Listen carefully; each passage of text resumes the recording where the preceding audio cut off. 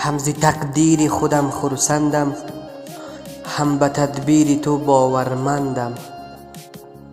به هر زمان و مکان، هر شب و روز شکر میگویمت خداوندم.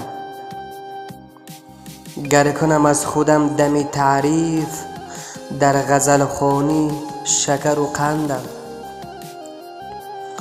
همه از لطف تو دارم یا رب، ورنه بی تو چو مرغ پرکندم. سر من نزد دیگران بالاست، چون به تو میرسم سرافگندم.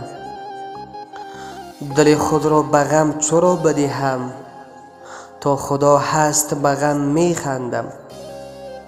ای خدایی که دارمت باور، من به دیدارت آرزومندم. من به دیدارت آرزومندم.